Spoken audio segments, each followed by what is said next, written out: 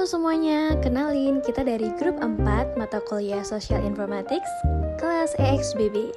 Di video kali ini kita akan membahas sebuah topik yang sangat menarik sekaligus dekat dengan kehidupan kita sehari-hari, yaitu sosial media teman atau musuh interaksi sosial ya.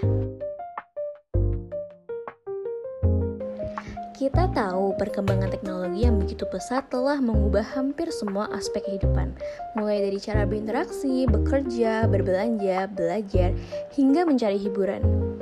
Media sosial menjadi salah satu bagian paling penting dari kehidupan kita saat ini.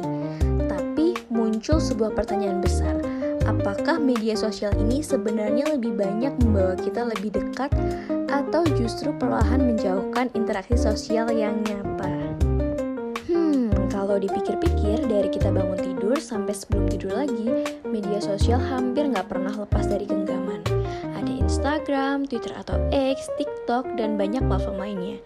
Media sosial sudah jadi rutinitas harian, tempat kita berkomunikasi, mencari hiburan, bahkan mendapatkan informasi terbaru. Tapi, meskipun punya banyak sisi positif seperti akses mudah ke informasi dan memperluas jaringan, media sosial juga membawa tantangan, misalnya resiko kecanduan dan berkurangnya interaksi tatap muka. Tidak bisa dipungkiri, media sosial juga menghadirkan sejumlah isu etika dan tantangan besar. Pertama, soal privasi dan keamanan data. Data pribadi kita sering kali dipakai untuk iklan, bahkan rawan penipuan dan pencurian identitas. Yang kedua, penyebaran hoaks dan ujaran kebencian. Informasi palsu bisa dengan cepat menyebar tanpa verifikasi. Ketiga, adanya kesenjangan digital. Tidak semua orang punya akses internet memadai, dan hal ini bisa menciptakan ketidakadilan sosial. Dan yang terakhir, dampak psikologis, seperti kecanduan, tekanan sosial, hingga cyberbullying, yang bisa mempengaruhi kesehatan mental kita loh. Nah, salah satu tonggak besar dalam sejarah media sosial adalah lahirnya Facebook. Pada tahun 2004, Mark Zuckerberg mendirikan Facebook di Harvard. Awalnya, platform ini hanya berupa direktori mahasiswa yang menampilkan profil dan foto. Tapi, perlahan Facebook menggabungkan berbagai fitur menarik, mulai dari email, chat, berbagi foto, hingga aktivitas sosial.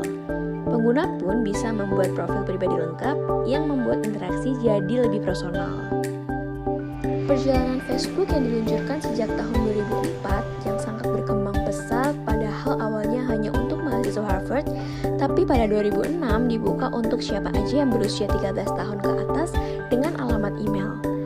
Lalu tahun 2008, Facebook resmi menjadi jejaring sosial terbesar, bahkan melalui MySpace.